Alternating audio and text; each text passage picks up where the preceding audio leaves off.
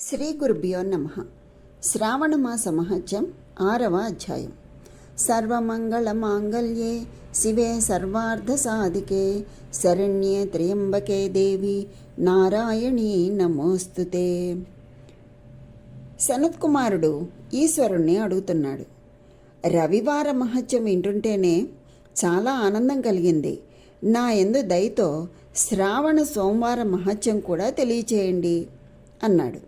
ఈశ్వరుడు చెప్తున్నాడు, ఓ సనత్కుమార, సూర్యుడు నా నేత్రం కాబట్టి ఆ వారం అంత మహిమాన్వితం అయింది. ఉమాసహితుడనైన నేనే సోమగా చెప్పబడుతున్నాను. అంటే సా ప్లస్ ఉమా, సోమగా చెప్పబడుతున్నాను. సోమవారం నా స్వరూపమే. సోమ అనేది చంద్రుని యొక్క పేరు. అంతేకాక రాజుగా కూడా చెప్పబడుతున్నాడు. యజ్ఞ సాధనంగా కూడా సోమ శబ్దం చెప్పబడుతోంది. సోమవారం వ్రతం చేసేవారు రాజ్యాధికారులు అవుతారు. 12 నెలలలో వచ్చే సోమవారములు అన్నీ శ్రేష్టములైనవే కాబట్టి అన్ని సోమవారాలు వ్రతాన్ని ఆచరించాలి. అలా సంవత్సరం అంతా చేయలేని వారు శ్రావణ మాసంలో వచ్చే 4 లేదా 5 సోమవారాలు విధి విధానంగా సోమవార వ్రతాన్ని ఆచరించటం వల్ల సంవత్సరం అంతా ఆ వ్రతాన్ని ఆచరించిన ఫలితాన్ని పొందుతారు.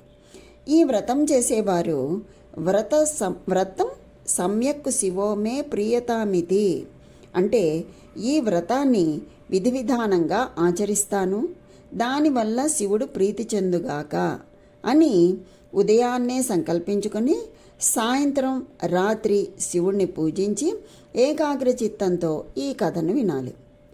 మొదటి సోమవారం నాడు ఉదయాన్నే లేచి స్నానం చేసి శుచి తెల్లని వస్త్రాలను ధరించి కామ క్రోధాదులను అహంకార ద్వేషాలను విడిచిపెట్టి మాలతి మల్లె మొదలైన తెల్లని పువ్వులు ఇతర పుష్పాలతో కూడా షోడశోపచారాలతో శివుణ్ణి ఈ మూలమంత్రంతో పూజించాలి.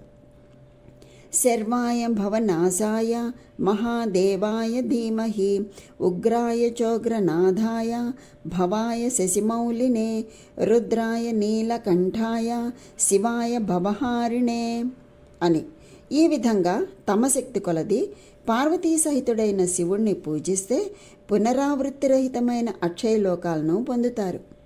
సోమవారం నాడు నక్తవ్రతం ఆచరించటం లేదా ఉపవాస వ్రతం చేయడం వల్ల దేవదానవులు ఎవ్వరూ పోగొట్టుకోలేని 7 జన్మల పాపాలు కూడా నాశనమవుతాయి. ఇహలోకంలో సకల భోగాలు అనుభవించి విమానమును అధిరోహించి రుద్రలోకాన్ని చేరుకుంటారు. మనసు, ధనం, జీవితం ఇవన్నీ కూడా స్థిరం కావని తెలుసుకొని ప్రయత్నపూర్వకంగా వ్రతానికి ఉద్యాపన కూడా చేయాలి. దీనికి ధనలోభం చేయరాదు. వెండి వృషభంపై ఉండే విధంగా బంగారంతో ఉమామహేశ్వరులను చేయించాలి. సర్వతోభద్ర మండలాన్ని ఏర్పరిచి దానిపై 2 తెల్లని వస్త్రాలతో ఉన్న కలశను స్థాపించాలి. దానిపై రాగి లేదా ఇత్తడి పాత్రను ఉంచి దానిపై ఉమాసహితుడైన శివుణ్ణి ప్రతిమను ఉంచాలి. శృతి స్మృతి పురాణోక్త మంత్రాలతో శివుణ్ణి పూజించాలి. పువ్వులతో కూడా మండపం ఏర్పరచాలి. ఆ రాత్రంతా గీతాది వాద్యాలతో జాగరణ చేయాలి. స్వగృహ్యోక్త విధానంగా హోమాగ్నిని స్థాపన చేసి శర్వ మొదలైన ఏకాదశ నామాలతో పలాస సమిదలతో 108 ఆహుతులు వేయాలి. యవలు, వరి, తిలలు మొదలైన వాటిని ఆప్యాయస్వ మంత్రంతో ఆహుతులుగా హోమం చేయాలి. త్రయంబక లేదా షడక్షర మంత్రంతో మారేడు దళాలను ఆహుతులుగా ఇస్తూ హోమం చేయాలి. దాని తర్వాత స్విష్టకృత్ హోమం చేసి పూర్ణాహుతి గావించాలి. తర్వాత ఆచార్యుణ్ణి పూజించి గోదానం చేయాలి. పూజ అంతా అయ్యాక దేవ ప్రతిమను, దేవతకు అర్పించిన పదార్థాలను ఆచార్యునికి ఇస్తూ పరిపూర్ణం వ్రతం మే స్యాచ్చివో మే ప్రియతాం అని ప్రార్థించాలి. తరువాత బంధుజనులతో కలిసి ఆనందంగా భోజనం చేయాలి. ఇలా ఆచరించిన వారి అభీష్టాలు నెరవేరడమే కాకుండా వారికి శివలోక ప్రాప్తి లభించి అక్కడ కూడా గౌరవాన్ని పొందుతారు. ఈ వ్రతాన్ని శ్రీకృష్ణుడు కూడా ఆచరించాడు. శ్రేష్ఠులైన రాజులెందరో ధర్మపరాయణులై దీనిని ఆచరించారు. దీనిని భక్తిగా ప్రతిరోజు విన్నవారు కూడా వ్రతాచరణ ఫలితాన్ని పొందుతారు అని ఈశ్వరుడు తెలియచేశాడు.